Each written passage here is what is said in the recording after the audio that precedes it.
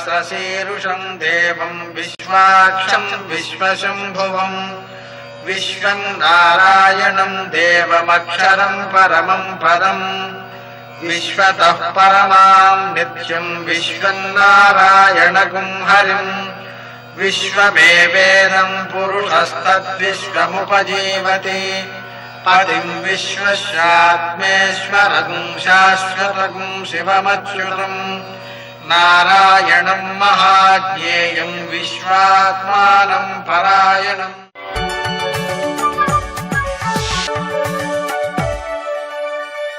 सूर्यशौर्यमथेन्दुरिन्द्रपदवी सन्मङ्गलं मङ्गलम्।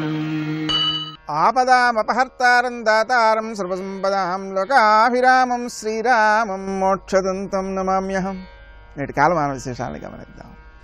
స్వస్తి శ్రీ చాంద్రమాన దుర్ముఖనామ సంవత్సరం దక్షిణాయనం శరదృతువు కార్తీక మాసం కృష్ణపక్షం బుధవారం. సూర్యోదయం 6:25 సూర్యాస్తమయం 5:36 తిథి విదియ ఉదయం 11:45 వరకు, నక్షత్రం రోహిణి ఉదయం 10:19 వరకు, వర్జం మధ్యాహ్నం 3:18 నుంచి 4:44 వరకు, దుర్ముహూర్తం ఉదయం 11:38 నుంచి మధ్యాహ్నం 12:23 వరకు, అమృతకాలం ఉదయం 7:31 నుంచి 8:55 వరకు, మరల రాత్రి 11:51 నుంచి 1:17 వరకు, రాహుకాలం బుధవారం కాబట్టి మధ్యాహ్నం 12 నుంచి 1:30 వరకు, అష్టకవర్గు రీత్యా శుభప్రదమైన సమయం ఉదయం 7 గంటలకి. నేటి విశేషాలలో దిగంబరావధూత దత్తావతారం, వృశ్చిక సంక్రమణ పుణ్యకాలం. వృశ్చిక సంక్రమణం ఉదయం 6:15 అవుతోంది. దీనిలో హరిపద పుణ్యకాలం అనే పేరుతో మధ్యాహ్నం 12 గంటల వరకు ఉంటుందన్నమాట. ఈ ఉదయం 6:15 నుంచి మధ్యాహ్నం 12 గంటల వరకు. ఆ కారణంగా మనం ఈరోజు చేసేటువంటి దాన ధర్మాధికం చాలా ఉత్తమ సత్ఫలితాలను అందజేస్తాయి. పితృదేవతారాధన ఉత్తమ సంతానాభివృద్ధిని కలుగజేస్తూ ఉంటుంది, సంతానానికి అభివృద్ధిని కూడా కలుగజేస్తుంటుంది. అలాగే మనకు ఈ వృశ్చిక సంక్రమణ పుణ్యకాల సందర్భంగా మనం పెరుగు దానం చేయడం కూడా చాలా మంచిది. దిగంబర దత్తావతారం మనం ఆరాధన చేయడం ద్వారా ఏం జరుగుతుంది అంటే వ్యక్తికి అసలు ఏం కావాలి? అన్నపూర్ణే సదాపూర్ణే శంకర ప్రాణవల్లభే జ్ఞాన వైరాగ్య సిద్ధ్యర్థం భిక్షాందేహి కృపాకరి. మనం అన్నం తింటే కానీ బతకలేము. ఆ అన్నం తినడం జ్ఞాన వైరాగ్యాల కోసం. ఆ వైరాగ్యం అనేటువంటిది మనం కావాలనుకుంటే వచ్చేసేది కాదు. ఈ దిగంబర అవధూత దత్తావతారాన్ని ఆరాధన చేయడం ద్వారా జ్ఞానము వైరాగ్యము రెండూ కలుగుతాయి. కానీ జ్ఞానంతో కూడిన వైరాగ్యము వ్యక్తి యొక్క పరిపూర్ణతకు కారణమవుతుంది. అందువలన ఆ దత్తావతారాన్ని మనం ఈ కార్తీక మాసంలో ఆరాధించుకోవడం ద్వారా జ్ఞాన సమృద్ధిని పొందవచ్చు. ఇంకా విశేషించి కార్తీక మాసం కాబట్టి నక్తవ్రతాన్ని చేయడం, సాయంకాలం దీపారాధన చేయడం, దీపాలు దానం చేయడం ఇవన్నీ కూడా అనుకూలమైన సత్ఫలితాలను అందజేస్తాయి. ఇంకా విశేషించి బుధవారం విష్ణుమూర్తికి ప్రీతికరమైనది. విష్ణువు గోవులంటే ప్రీతి కలవాడు. చక్కగా గోవులకు గడ్డి వేయడం, సేవ చేయడం, అలాగే నూనెలో పసుపు కలిపి ఒళ్ళంతా రాయడం ఇలాంటివన్నీ కూడా చాలా సత్ఫలితాలను అందజేస్తుంటాయి. పెసలతో మనం శివునకు పూజ చేసి, కార్తీక మాసం శివునికి ప్రీతికరమైంది కదా, అందుకని పెసలతో మనం శివునకు పూజ చేసి వాటిని ఆవులకు పెట్టడం ద్వారా బుధ సంబంధమైన దోషాలన్నీ పోతాయి. పిల్లల్లో జ్ఞాపక శక్తి బాగా వృద్ధి చెందుతుంది. నేటి ఆణిముత్యాలు.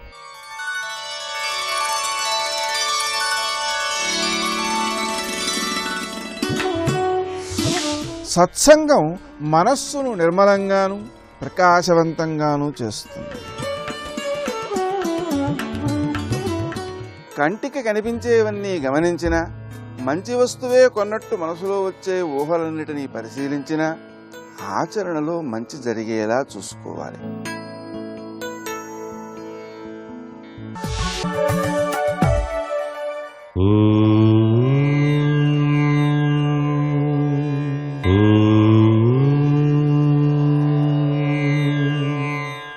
ఓం నమో నారాయణాయ. ఓం నమః శివాయ. శ్రీమాత్రే నమః. కార్తీక దామోదరాయ నమః. కార్తీక బహుళ విదయ శివకేశవుల ఆరాధన చాలా గొప్పదిగా విశేషంగా చెప్పడం జరిగింది. శివుడు ఐశ్వర్యకారకుడు.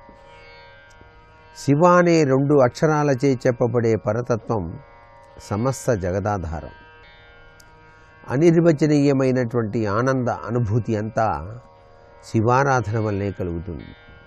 ఆ అభిషేకం చేసేటప్పుడు పంచామృతాలతో స్వామిని అర్చన చేస్తూ మారేడు దళాన్ని స్వామికి సమర్పిస్తూ త్రిదళం త్రిగుణాకారం త్రినేత్రంచ త్రయాయుధం త్రిజన్మ పాప సంహారం ఏకబిల్వం శివార్పితం అంటూ అలా సమర్పిస్తేనే చాలు అష్టైశ్వర్య సిద్ధి, జన్మ జన్మాంతరాల పాపాలన్నీ పటాపంచలైపోతాయి. అభిషేకం అనంతరం స్వామిని చక్కగా తుమ్మిపూలతో అలంకరించి బ్రహ్మమురారి సురార్చితలింగం అంటూ హాయిగా ధ్యానం చేసి ఆ అమృత తత్వంతో కూడినటువంటి అభిషేక తీర్థాన్ని స్వీకరించి కార్తీక మాస ఉపవాస లక్షణాన్ని ఆచరించి ఆ హరునకు సాష్టాంగ ప్రణామములు సమర్పిస్తూనే తులసి కోట వద్ద చక్కగా దీపం జ్యోతి పరబ్రహ్మం దీపం సర్వతమోహరం దీపేన సాధ్యతే సర్వం దీపలక్ష్మీ నమోస్తుతి అంటూ దీపారాధన ఆచరించి విష్ణుదేవునికి ప్రీతివంతమైనటువంటి తులసి మాలను అలంకరింపచేసి ఉదయం సాయం సంధ్యా సమయాలలో శివకేశవుల యొక్క ఆరాధన త్రికరణ శుద్ధిగా ఆచరించి బ్రాహ్మణోత్తములకు వలసిన దానాలు చక్కగా సమర్పించి ఆ యొక్క శివ కేశవ నామాల ప్రభావాన్ని మనసు నిండా నింపుకొని రోజంతా ఎవరైతే గడుపుతారో వారి జీవితం సుసంపన్నమై విరాజిల్లుతుంది ఈ కార్తీక మాసంలో. సర్వే జనా సుఖినో భవంతు.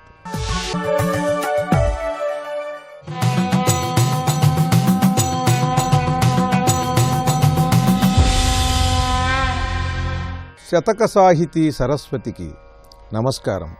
భద్రాచలేంద్రుండు భార్యను వదలక తన యొద్దనుంచుక తనరుచుండ నరసింహమూర్తియు నాతిని విడువక వేట్కతో సర్వదా వెలుగుచుండ పండరీనాథుండు పడతిని మరువక ప్రక్కను తానుంచి వరగుచుండ వేణుగోపాలుండు ప్రీతితో నాలిని చెంగటనుంచుక చెలగుచుండ అర్ధనారీశ్వరుండవై అలరు నీవు ఎచట చూచిన ఏలకో ఇందుముఖిని దూరమందున నుంచెదు దురిత దూర మౌని హృదయేశ శ్రీశైల మల్లికేశ.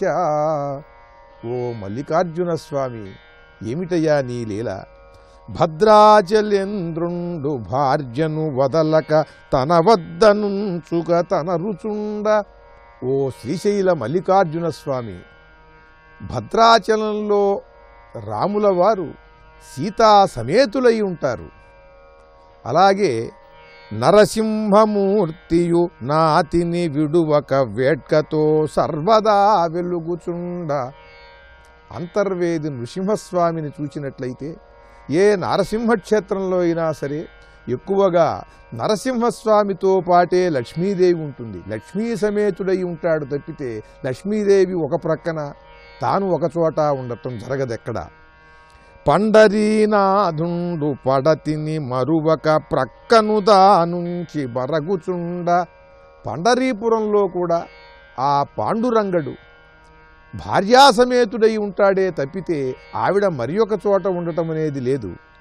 వేణుగోపాలుండు ప్రీతితో నాలిని చెంగటనుంచుక చెలగుచుండ. రుక్మిణీ సమేతుడై ఈ వేణుగోపాలుడు ప్రతి క్షేత్రంలోనూ కూడా దర్శనమిస్తాడు తప్పితే ఆయన భార్యను దూరంగా ఉంచటం అనేది జరగటం లేదయ్యా. నీ విషయంలో మాత్రం నువ్వు అర్ధనారీశ్వరుడవు, భార్యకు నీలో సగభాగం ఇచ్చావు అని అందరూ చెబుతూ ఉంటారు. కానీ నువ్వు మాత్రం లింగరూపునిగా ప్రత్యేకంగా కనిపిస్తూ ఉంటావు. కాశీ లాంటి పరమ పవిత్రమైన మహాశివక్షేత్రంలోనే నువ్వు ఒక చోట ఉంటే అన్నపూర్ణాదేవి ఒక చోట ఉంటుంది. రామేశ్వరంలోనూ అంతే. అలాగే ఈ శ్రీశైలంలో కూడా అంతేనయ్యా. భ్రమరాంబాదేవి ఆ ప్రక్కన ఉంటే నువ్వు ఈ ప్రక్కన ఉంటావు.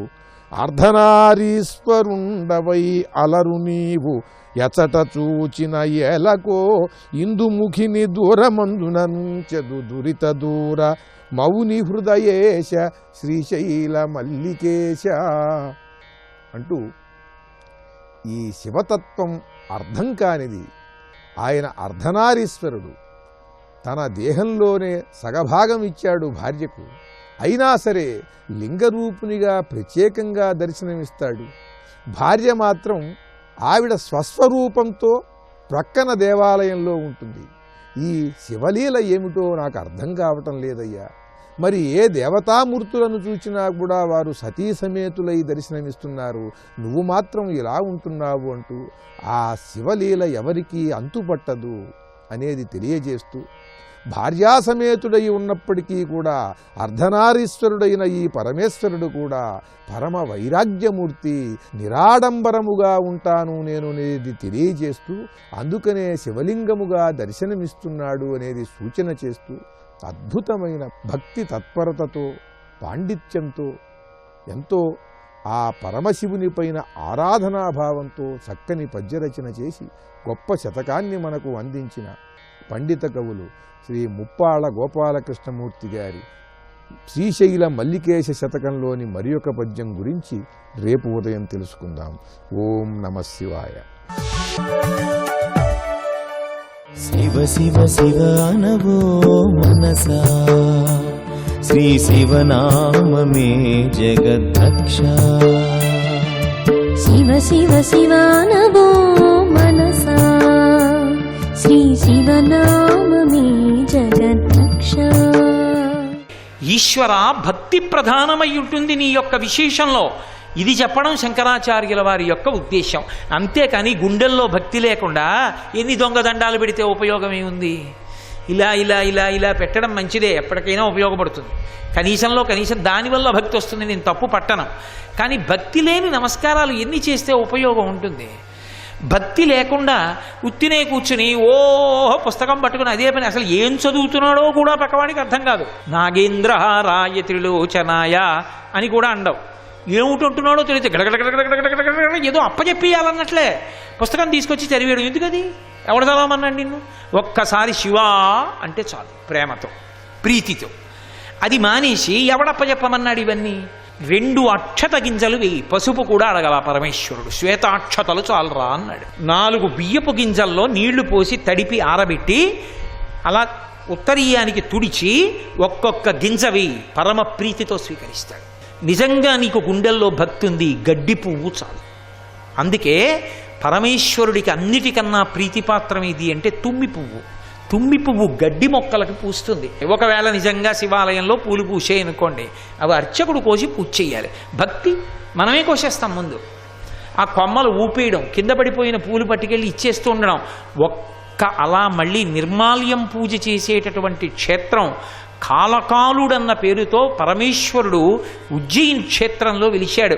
అక్కడొక్క చోటే నిర్మాల్య దోషం లేదు అని పూజ చేసిన పూలు మళ్ళీ పూజ చేస్తారు తప్ప ఏ ఇతర క్షేత్రమునందు నిర్మాల్యంతో పూజ ఉండదు. కింద పడితే వదిలేయడమే, అది శివలింగం మీద పడిపోయిందని గుర్తంతే. కాబట్టి భక్తి అన్న మాటకు అర్థం నిజంగా ప్రేమతో, నిజంగా ప్రీతితో పరమేశ్వరుణ్ణి అర్చించడం. అలా అర్చిస్తే నువ్వు ఏ స్థాయిలో ఉన్నావు, నువ్వెన్ని పట్టుకొచ్చావు, నువ్వెన్ని చేశావు అని ఆయన ఏం అడగడవు. ఒక్క నమస్కారం చాలు, ప్రీతితో పరవశించిపోతాడు ఆయన. కాబట్టి ఆ భక్తిని నేర్చుకో. భక్తి లేనప్పుడు నతిభిర్నుతిభిస్తమీశ పూజా విధిభి ధ్యాన సమాధిభిర్నతుష్ట, అలాంటి వాటికన్నిటికీ మురిసిపోయేవాడు కాదు. పార్వతీదేవి కన్నా అందగత్య లోకంలో ఉండదు. అటువంటి తల్లి ఆయన కావాలని తపస్సు చేస్తే ప్రత్యక్షం అవల. అపర్ణయింది, ఆకులు కూడా తినడం మానేసింది. ఆకులు కూడా తినడం మానేసి ఎండిపోయి ఓ చిన్న దబ్బలా అయిపోయింది. అయిపోయి అంత పెద్ద తపస్సు చేసింది. అంత పెద్ద తపస్సు చేస్తే అంత శుష్కించిపోతే అప్పుడు ప్రత్యక్షమయ్యాడు. అపర్ణయైపోయిన అమ్మవారిని స్వీకరించాడు తప్ప ఆయనకేదో బాహ్యంలో ఉండేటటువంటి అందచందాలతో పరమేశ్వరుడికి సంబంధమే లేదు. అందుకే లోకంలో మీరు ఎప్పుడైనా చూడండి, శివపూజ యందు వినియోగం చేసేటటువంటి ద్రవ్యములు అన్నీ కూడా అత్యంత సులభ సాధ్యములై ఉంటాయి. కష్టపడి తెచ్చేవి ఉండవు అసలు. ఆయన ఎప్పుడూ దేన్ని కోరుతుంటాడు? అభిషేక ప్రియుడు. కాబట్టి అభిషేక ప్రియుడు అంటే చాలామంది అనుకుంటారు ఆయనకి అది ఇష్టం అనుకుంటారు. కాదు, అసలు రహస్యం ఏమిటో తెలుసా? మనం చేసిన అభిషేకానికి శివలింగం చల్లబడితే ఆ ఊరంతా చల్లగా ఉండేటట్టు చేస్తాడు. అటువంటి పరమేశ్వరుడు ఎంత చల్లబడతాడో అంత చల్లబడుతుంది లోకమంతా. ఆయన చల్లబడితే లోకం చల్లబడుతుంది. అందుకు అభిషేకం చేస్తాం. ధారాపాత్ర పెట్టి సన్నటి ధార పడుతుంది. దాని అర్థం ఏమిటంటే ఈ బ్రహ్మాండమంతా శివలింగం అయితే దాని మీద చంద్రవంక ఉంటుంది. చంద్రుడి మించి అమృతధార పడుతుంది, సుధాబిందువులు. ఆ అమృతధారతో తడుస్తూ ఉంటాడు ఆయన. అలా తడిసిపోయి పరవశించిపోతూ ఉంటాడు. ఆ చల్లగా ఉంటాడు. అందుకే ఊళ్ళో శివాలయంలో అభిషేకానికి ఏముండాలి అంటే నీళ్ళు ఒక్కటి ఉంటే చాలు. కాశీని నీళ్లు పట్టుకెళ్ళి పోశారనుకోండి, అంతే, పరమ సంతోషపడిపోతాడు. ఏమీ అక్కర్లా. అందుకే సహస్ర ఘటాభిషేకం అని చేస్తారు. ఎంత తేలికగా ప్రసన్నుడైపోతాడో తెలుసా? శ్రీకాళహస్తిలో మీరు దర్శనానికి వెడితే దక్షిణామూర్తి దర్శనం చేసినప్పుడు ఎడం పక్క అరుగు మీద మృత్యుంజయలింగం అని ఉంటుంది. మీరు జాగ్రత్తగా గమనిస్తే దానికి తలుపు ఉండి 4 గోడలు ఇలా ఉండి పైకప్పుకి గోడలకి మధ్యలో ఖాళీ ఉంటుంది. ఆ శివలింగానికి అలా ఎందుకు ఉంచుతారంటే ఎప్పుడైనా వర్షాలు పడక అంత క్షామం వచ్చి ఎండిపోతే ఆ తలుపు రాళ్ళు పెట్టి మూసేస్తారు, సిమెంట్ చేసేస్తారు. చేసేసి ఆ గోడలెక్కి కూర్చుంటారు. కూర్చుని బ్రాహ్మణులు అభిషేక మంత్రాలు చెప్తూ సువర్ణముఖరీ నదిలోంచి వచ్చినటువంటి ఘటములతోటి ఆ కుండలతో నీళ్లు తీసుకొచ్చి ఆ గదంతా నిండిపోయేలా పూజ చేసేస్తారు. ఆ శివలింగం మునిగిపోతుంది. అంతే, బ్రహ్మాండమైన వర్షం పడుతుంది. ఎన్నో మాటలు జరిగింది. కావాలంటే మీరు శ్రీకాళహస్తిలో అడగండి. అభిషేకము చేత చల్లబడతాడు. ఆ చంద్రుని నుండి పడినటువంటి అమృతధారల చేత చల్లబడినటువంటి శివలింగం లోకమంతా చల్లగా ఉండడానికి కారణమవుతుంది. అందరూ బాగుండేటట్టు చేస్తే, అందరూ చల్లగా ఉంటే నా మనసు చల్లగా ఉంటుంది. అందరూ చల్లగా ఉండాలంటే శివలింగం చల్లగా ఉండాలి ఎప్పుడు. అందుకు అభిషేకం చేస్తారు. అందుకే ఏ కారణమైనా చెప్పండి, కూతురు పెళ్ళవలేదు, కొడుకు ఉద్యోగం రాలేదు, పీడకలలు వస్తున్నాయి, ఏమిటో భయం వేస్తోంది, కలిసి రావట్లేదు, అభిషేకం చేసుకోండి అంటారు. అన్నిటికీ అంతే మందు, అభిషేకం చేసుకోండి. ఆయన చల్లబడితే లోకం చల్లబడుతుంది, మన తప్పులు క్షమించేస్తాడంతే. అందుకే నమస్తే అస్తు ధన్వనైభ్యాముతే నమః. ఈశ్వరా మా తప్పు మన్నించండి, క్షమించండి, ఉభయతర నమస్కారాలతో ప్రారంభం నమ్మకం. కాబట్టి మహానుభావుడు పరమ సులభుడై ప్రీతి చెందుతాడు. లేకపోతే తిన్నడిచ్చిన మాంసం ముక్క ఆయనకి ఏమైనా కరువా? నేననలేదు ఈ మాట. శివానందలహరిలో ఈ శ్లోకం చదివి ధూర్జటి కాళహస్తీశ్వర శతకంలో దెప్పి పొడిచాడు. పరమశివుడి గురించి వర్ణిస్తూ ధ్యాన శ్లోకం ఉంది. ఆయన ఎలా ధ్యానం చెయ్యాలి అంటే ధవళవపుషమిందోర్మండలే సన్నివిష్టం భుజగవలయహారం భస్మదిగ్ధాంగమీశం మృగయ పరశుపాణిం చారు చంద్రార్థమౌళిం హృదయ కమల మధ్యే సంతతం చింతయామి. ఆయన ఒక చేతిలో గండ్రగొడ్డలు పట్టుకుంటాడు, ఓ చేతిలో జింక పట్టుకుంటాడు. ఈ రెండు ఆయన చేతుల్లో ఉంటాయి. ఒక చేతిలో బ్రహ్మకపాలం పట్టుకుంటాడు. మొట్టమొదట సృష్టి ప్రారంభించినప్పుడు చతుర్ముఖ బ్రహ్మగారిని సృష్టించి సృష్టి చేయబోయే బ్రహ్మ అన్నాడు. ఆ బ్రహ్మగారు కూడా కొంతకాలం అయిపోయిన తర్వాత పడిపోతాడు. పడిపోయినప్పుడు పాపం అందరి పుర్రెలో పడిపోయినట్టు ఈయన పుర్రె కూడా ఆ శ్మశానంలో పడిపోతే ఏం బాగుంటుంది, అందరికన్నా ముందొచ్చి సృష్టి చేసిన వాడు ఈయన పుర్రెకు గౌరవం ఇద్దామని దానికి ఒక తడప చుట్టి మెళ్ళలో వేసుకున్నాడు. అలా ఎన్ని బ్రహ్మకపాలాలయ్యాయి? మాల ఒకటి తయారైంది. బ్రహ్మమస్తకావలి నిబద్ధతే నమ శివాయ అన్నారు శంకరాచార్యుల వారు. పునుకల పేరు కంఠమున భూరి భుజంగము భూషణంబుగా ననయము భస్మధారణము ఎద్రి నివాసము మేరు విల్లుగా అనువుగ దంతి చర్మమును హస్తములందు కపాల చోళముల్ పడిబడి దల్తు శంకరు కృపావరు రూపమును ఆశ్రయించదన్నంటారు. ఒకప్పుడు బ్రహ్మగారి 5వ తలకాయ తుంపేసినందుకు ప్రాయశ్చిత్తం కోసం లోకానికి నేర్పడానికి ఆ బ్రహ్మకపాలాన్ని చేత పట్టుకుని కూర్చోకుండా తిరిగాడు. కొన్నేళ్ల పాటు కూర్చోకుండా తిరగాలి ప్రాయశ్చిత్తం. అందుకు తిరిగాడు. లోకానికి నేర్పడానికి ఒరే తొందరపడి అటువంటి పనులు చేయకూడదు, ఇంత ప్రాయశ్చిత్తం చేసుకోవాలి, లేకపోతే దెబ్బతింటామని. కాబట్టి చేతిలో బ్రహ్మకపాలం పట్టుకుంటాడు. దూర్జట్ అన్నాడు, ఏమయ్యా తిన్నడు కొరికి తీసుకొచ్చిన ఎంగిలి మాంసం మొక్క అక్కడ పెడితే తినేశావా? పద్యం ఎంత గొప్పగా మొదలుపెట్టాడో తెలుసా అండి? అనుభవించడం అంటే అది.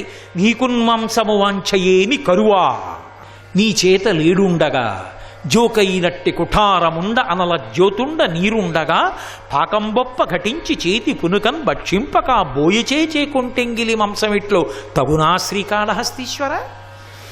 నీకున్మాంసము వాంఛయేమి కరువా. శివ, నీకేమన్నా మాంసం కరువయ్యా?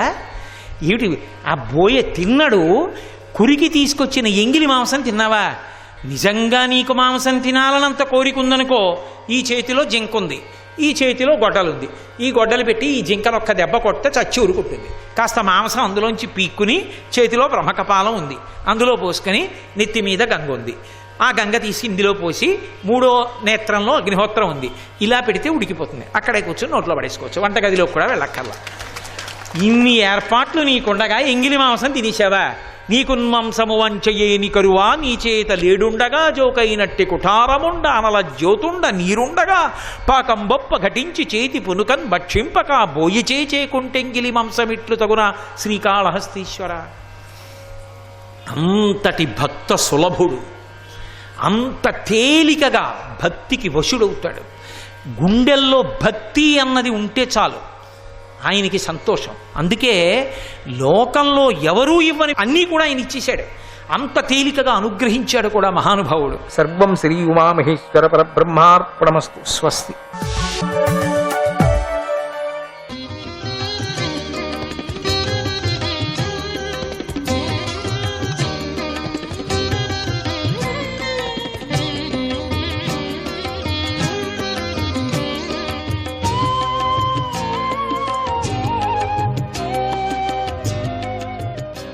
పురుషోత్తమాయ నమః. ఏ వ్యక్తి ఏ ప్రాణులను ఏ విధంగా అయితే ఎక్కువగా హింసన చేస్తున్నాడో అవే ప్రాణుల పరలోకంలో అతడు యముడి యాతనలు పొందే సందర్భంలో రురు అనే జంతువులు అవన్నీ పుట్టి వాడిని అదే విధంగా అధికంగా హింసిస్తాయి.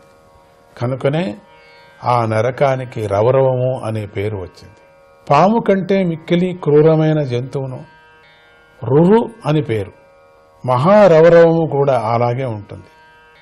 ఎవడైతే కేవలము తన పొట్టను తాను పోషించుకుంటూ అట్లా ఉంటాడో అటువంటి వాడు మహారౌరవమందు పడతాడు. అక్కడ పచ్చి మాంసాన్ని తినే రురువులు అనే జంతువులు మాంసం కోసమై వాడిని చంపుతాయి. ఈ లోకంలో కొందరు క్రూర స్వభావులుగా ఉంటారు. వారిలో ఏ కొద్దిగా కూడా దయ అనేది ఉండనే ఉండదు. వారు పశువులను పక్షులను బ్రతికి ఉండగానే కాల్చుతారు. అటువంటి వారిని రాక్షసులు కూడా ఎంతగానో తిడుతూ ఉంటారు. యమకింకరులు అటువంటి వారిని కుంభీపాకంలో మరిగే నూనెలో పడవేసి వేయిస్తారు. ఎవడైతే ఈ లోకంలో తల్లిదండ్రులకు వేదానికి ద్రోహం చేస్తాడో అటువంటి వాడు కాలసూత్రమనే నరకంలో పడతాడు. అక్కడ రాగితో చేసిన ఒక మైదానం ఉంది. దాని చుట్టూ కొలత 10,000 యోజనాలు. దానిని పైనుండి సూర్యుడు, క్రింద నుండి అగ్ని ఎంతో తప్పింపజేస్తూ ఉంటారు. సలసలా కాగిపోయే ఆ మైదానంలో వీడిని పడేవేస్తారు. ఆ వేడికి ఆకలి దప్పులు తోడై ఇతడి శరీరము లోపల బయట కూడా దహించబడుతుంది. ఆ విధంగా నరపశువు అనదగిన అతడి శరీరంపై ఎన్నో రోమాలు ఉంటాయో అన్ని వేల సంవత్సరాలు అతడు ఆ మైదానంలో ఉంటాడు. అతడు అక్కడే పడుండి అక్కడే అటు ఇటు తిరుగుతూ ఒకప్పుడు నిలబడుతూ చుట్టూ పరుగులు పెడుతూ ఉంటాడు. ఎవడైతే ఈ లోకంలో ఆపదలేని స్థితిలో ఉన్న స్వధర్మమైన వేద మార్గాన్ని విడిచిపెట్టి వేద విరుద్ధంగా ఉన్న మతాన్ని స్వీకరిస్తాడో వాడిని యమకింకరులు పాశిపత్రవనమనే నరకంలోకి పంపి కొరడాలతో కొడతారు. అక్కడ అతడు అటు ఇటు పరుగు తీసేటప్పుడు తాడి చెట్లు అడవిలో 2 వైపులా పదునుగల కత్తులులాగా ఉండే తాటి ఆకులు అతడి శరీరంలోకి అవయవాలన్నిటినీ కోసివేస్తూ ఉంటాయి. అప్పుడు అతడు అయ్యో చచ్చిపోతున్నాను అంటూ అధికమైన పీడను అనుభవిస్తూ మూర్ఛపోతాడు. మళ్ళీ మూర్ఛపోతాడు, మళ్ళీ లేస్తాడు. అది అక్కడే మళ్ళీ చచ్చిపోయే ప్రశ్న లేదు కదా, అనుభవించేదే ఆ శరీరము. ఆ యాతన పడుతుంది కానీ చావడు, కాలడు, ఏమీ కరిగిపోడు. మళ్ళీ బతుకుతూ ఉంటాడు, అక్కడ మళ్ళీ అనుభవిస్తూ ఉంటాడు. అతడు ప్రతి అడుగులో క్రింద పడిపోతూ తన ధర్మాన్ని విడిచిపెట్టి వేద విరుద్ధమైన మతాన్ని స్వీకరించినందుకు లభించే ఫలాన్ని అనుభవిస్తాడు. రాజు గాని, రాజుగారికి సంబంధించిన అధికారి గాని, ఎవడైనా సరే ఈ లోకంలో నిర్దోషిని శిక్షించేవాడు లేదా వేదవేత్తని పీడించే పాపి మరణించిన తరువాత సూకరముఖం అనే నరకంలో పడతాడు. అక్కడ బలవంతులైన యమకింకరులు వాడి శరీర భాగాలను ఈ లోకంలో చెరుకుగడను పిప్పి చేసినట్లుగా పిప్పి చేస్తారు. అప్పుడు అతడు అయ్యో అయ్యో అని ఏడుస్తూ ఒక్కసారి మూర్ఛపోతూ ఉంటాడు. ఒక్కొక్కసారి అతడు ఈ లోకంలో నిర్దోషులను పీడించినట్టుగానే అక్కడ యమకింకరులు అతన్ని గొప్ప దుఃఖానికి గురి చేస్తారు. ఈ లోకంలో ఇతర మానవులు సాటి మానవునికి బ్రతుకు తెరుపును చూపిస్తారు కదా. ఇతర ప్రాణుల బాధ మానవుడికి తెలుస్తూ ఉంటుంది, కానీ జంతువులకు దేవుడే బ్రతుకు తెరువును చూపిస్తాడు. వాటికి ఇతర ప్రాణుల బాధ తెలియదు. ఇటువంటి స్థితిలో ఎవడైతే మానవుడిగా పుట్టి జంతువులకు పీడ కలిగిస్తాడో వాడు మరణించిన తరువాత తాను చేసిన పాపానికి అంధకూపమనే నరకంలో పడతాడు. చీకట్లో అతడిని నిద్ర కూడా పోనీయకోకుండా పీడిస్తాయి. ఆరోగ్యం పాడైనప్పుడు దేహమందు గల జీవుడు ఎలా బాధపడుతూ ఉంటాడో అదే విధంగా అతడు ఆ నరకంలో నిలబడలేక, అంటే ఆ నరకంలో నిలబడలేదు, ఆ నరకంలో నిలబడలేక తిరుగుతూ ఉంటాడు. ఈ లోకంలో కొందరు తమకు లభించిన కొద్దే గొప్ప ఆహారాన్ని ఇతరులకు పెట్టకుండా తింటూ ఉంటాడు వీళ్ళు. అటువంటి వారు ఏనాడైనా కూడా దానం గాని హోమం గాని చేసే ఉండరు. హోమరూపంలో దేవతలకు ఆహారం అందివ్వటము, మనుష్యులకు అన్నం పెట్టటము, పశుపక్షాదులకు ఆహారం పెట్టటము, వేదాధ్యయనం చేసి ఇతరులకు బోధించటమనే బ్రహ్మయజ్ఞము చేయటము, బ్రతికి ఉన్న తల్లిదండ్రులను సేవించటము, వారు మరణించిన తరువాత శ్రాద్ధాది కర్మలను చేయటము అనే 5 మహాయజ్ఞాలను చెయ్యని వారు, కనీసం ఈ దోషాల పరిహారం కోసం ప్రయత్నం చెయ్యనివారు మరణించిన తరువాత క్రిమి భోజనం అనే నరకంలో పడతారు. ఈ క్రిములు గుండం అంటే అది 1,00,000 యోజనాల చుట్టుకొలత కలిగి ఉంటుంది. క్రిములు దానిలో ఇతడు పడి క్రిమి అవుతాడు. ఇతర క్రిములతో తాను భక్షించబడుతూ తాను ఇతర క్రిములను భక్షిస్తూ ఉంటాడు. అలా ఇతడు తన దుఃఖాన్ని తానే చేజేతులారా కొని తెచ్చుకొని 1,00,000 సంవత్సరాల కాలం బాధలను అనుభవిస్తాడు. ఓ పరీక్షిత్ మహారాజా, ఎవడైతే ప్రాణాలు తీయకుండా వేదవేత్తకు గాని ఇతరులకు సంబంధించిన బంగారం, రత్నాలు మొదలైన వాటిని అపహరిస్తాడో లేదా వారి వద్ద నుండి బలత్కారంగా లాక్కొంటాడో వాడిని మరణించిన తర్వాత యమకింకరులు కాలే ఇనుప పొగళ్లతో కొడతారు. వాళ్ళు పటకార్లు విచిత్రంగా ఉంటాయి. పటకార్లు అవి మామూలు చెట్లను కత్తిరించేవి కాదు, అవి రాళ్లను కత్తిరించే పటకార్లు. అవి చర్మాన్ని పీకి వేస్తారు దాని నుంచి పట్టుకొని వాళ్ళు. చూస్తాం ఇంకా ఎన్ని నరకాలు ఉన్నాయో, ఎన్నెన్ని మనం విందామో చూస్తాం. పురుషోత్తమాయ నమః.